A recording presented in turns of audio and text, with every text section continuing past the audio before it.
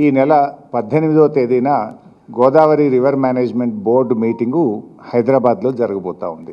Agenda అంశాలు చూస్తూ ఉంటే ఈ జిఆర్ఎంబి మీటింగ్ కేవలం ఆంధ్రప్రదేశ్ ప్రయోజనాల కోసం మాత్రమే మీటింగ్ జరుగుతున్నట్టుగా, ఆంధ్రప్రదేశ్ కోసమే జిఆర్ఎంబి పనిచేస్తున్నట్టుగా ఎజెండా అంశాలు చాలా స్పష్టంగా ఉన్నాయి. ఎజెండా 2 రాష్ట్రాలకు సర్క్యులేట్ అయింది. దాదాపు వారం రోజులైంది ఎజెండా వచ్చి. తెలంగాణ ప్రభుత్వం కనీసం ఎజెండా వచ్చిన తర్వాతనైనా కళ్ళు తెరుస్తుందేమో అని నేను చూశాను. వారం రోజులైనా సోయి కూడా లేదు.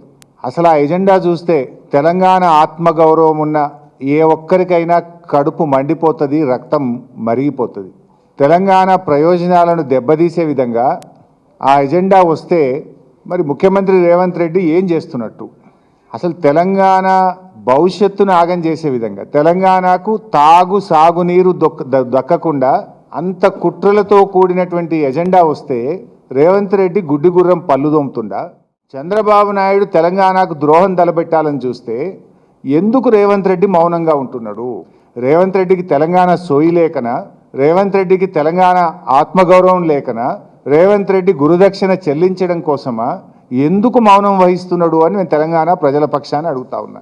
ఇవాళ ప్రతిపక్షాల మీద అడ్డగోలుగా మాట్లాడేటువంటి రేవంత్ రెడ్డి గారు ఇవాళ పక్క రాష్ట్రం తెలంగాణ నీటి హక్కులను కాలరాసే విధంగా కుట్రలు బన్నుతుంటే నువ్వు ఎందుకు మౌనంగా ఉంటున్నావు? మాట్లాడితే గుడ్లు బీక్తా, పేగులు మెడలేసుకొని తిరుగుతా అని ఒంటికాల మీద లేనిపోని దానికి ప్రతిపక్షాల మీద విరుచుకుపడే నువ్వు తెలంగాణ జాతి ప్రయోజనాలు, ఈ రాష్ట్ర ప్రయోజనాలను శాశ్వతంగా సమాధి కట్టేటువంటి విధంగా ఇవాళ పక్క రాష్ట్రం కుట్రలు చేస్తూ ఉంది. అది ఎజెండా మీదకి వస్తే ఎందుకు నువ్వు మాట్లాడతలేవు? అంటే చంద్రబాబు అంటే నీకు అంత భయమా, లేదా గురుదక్షిణ భక్త్యా?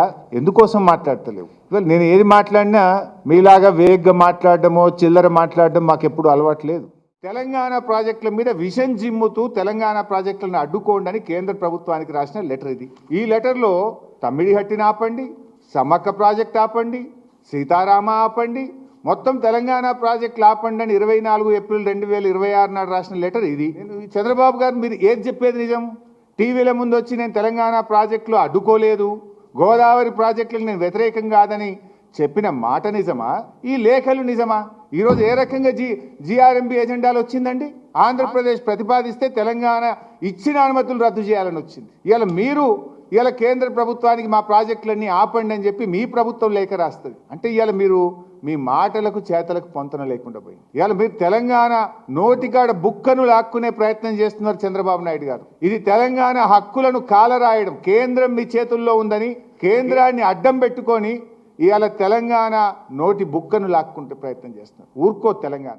టీఏసీ అనే ఒక ప్రాజెక్టుకు వచ్చిందంటే దేశంలోని అత్యంత ముఖ్యమైనటువంటి శాఖలు, ఆ శాఖాధిపతులు అందరూ కూర్చొని టీఏసీ ఇస్తారు. ఒకసారి కేంద్ర ప్రభుత్వం అనుమతులు ఇచ్చిన తర్వాత నువ్వెవరు దాన్ని ప్రశ్నించడానికి? దాన్ని రద్దు చేయమని చెప్పే నీకు అధికారం ఉందా? దేశ చరిత్రలో, భారతదేశ చరిత్రలో ఏ రాష్ట్రంలో కూడా అనుమతులు వచ్చిన తర్వాత దాన్ని రివ్యూ చేసింది కానీ దాన్ని రద్దు చేయమని అడిగిన చరిత్ర ఈ దేశంలో ఎప్పుడూ జరగలేదు. ఈ దేశ చరిత్రలో ఎప్పుడూ జరగలేదు.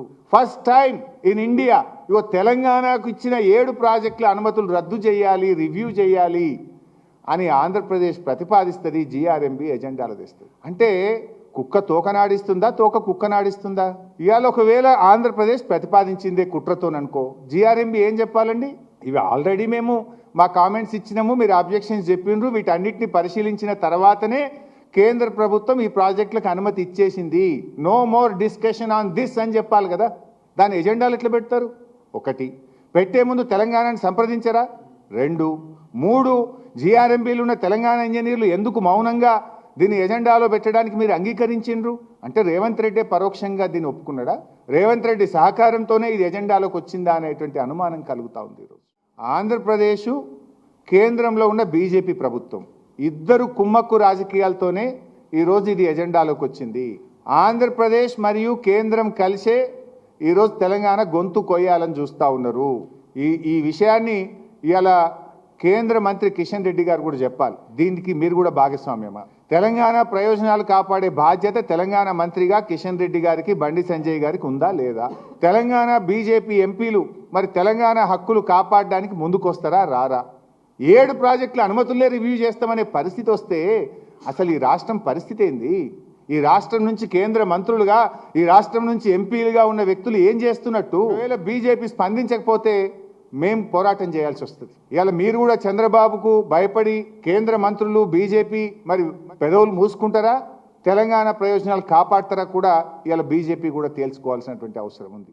మేము గోదావరి బనకచెర్ల కడతాం, గోదావరి నల్లమల్ల సాగర్ గట్టి నీళ్ళు తీసుకుపోతాం, కావలసిన నీళ్లు ఉన్నాయంటున్నారు. అంటే మీ కోటాకు మించిన నీళ్లతోని గోదావరి నల్లమల్ల సాగర్ కడతామంటారు.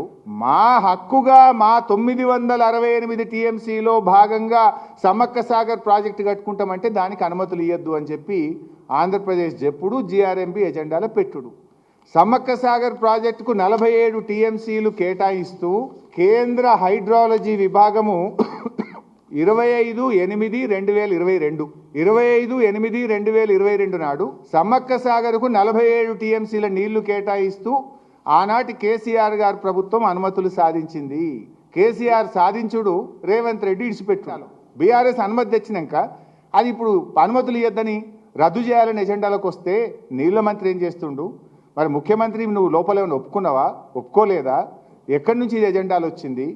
ఈ లీకులేంది? ఈ వార్తల మీద ప్రభుత్వం క్లారిటీ ఇవ్వాలి. సమ్మక్క సాగర్ అనుమతులు సాధించాలి. ఈ విధంగా బీఆర్ఎస్ ప్రభుత్వమే కేసీఆర్ గారే ముఖ్యమంత్రిగా ఉంటే అసలు ఇట్లాంటి ఎజెండా వస్తుందా? మనకు అంత ధైర్యం ఉంటుందా? పెడతారా? అసలు ఎందుకు ఈ ధైర్యం వచ్చింది? ఎక్కడి నుంచి వచ్చింది? మీ బంటు ఇక్కడ ముఖ్యమంత్రిగా ఉన్నాడు కనుక మీకు అంత ధైర్యం వచ్చింది.